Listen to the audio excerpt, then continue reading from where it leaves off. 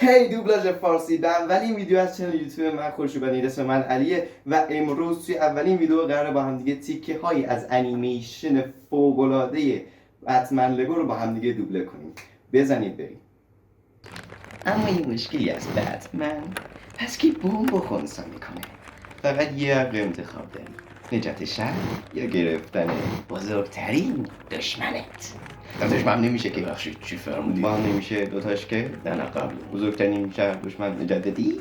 واقعا فکر میکنی بزرگترین دشمنه؟ آره، تو رسم جاکر غیرت داری. نه ندارم. چرا داری؟ نه ندارم. چرا داری؟ کسی که مثل من سر تاتی راه میره؟ نه نمیره. سوپرمن.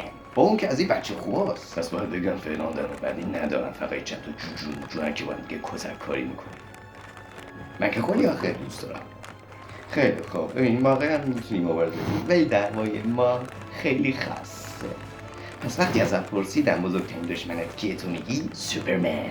یعنی داری جدی میگی؟ یعنی هیچ چیز خاک بر سری بین من خاک بر سرت نیست؟ وای، خوب گوشاتو باز کن ببین چی دارم بهت میگم. در واقع بروکلی بتمن اصلا از اون آدمایی نیست که چی شده؟ یعنی نیست اهل رابطه.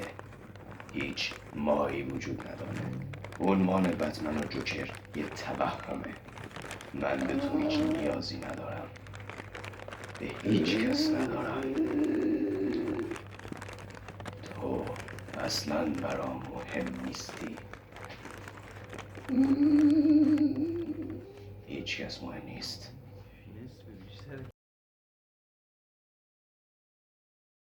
چی؟ نمیخوام. عمرن یه پام بزنم اونجا. خیلی قشقشه نمیخوام. یکم داده سی رفیقی. نمیخوام. غذای خوشمزه بده نه.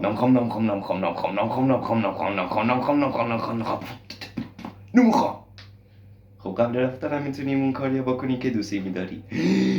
لباس نامم میخوام.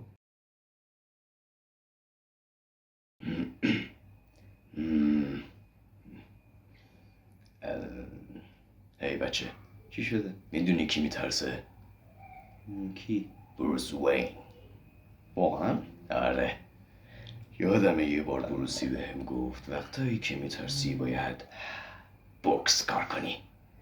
اما در واقع منظورش از بوکس بیت بوکس بود. نه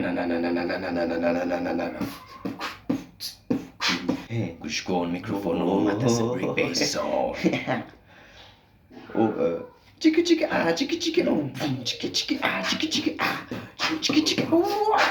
حالا چقدر خوبم، حالا چقدر حالم بهتره. بتمنه.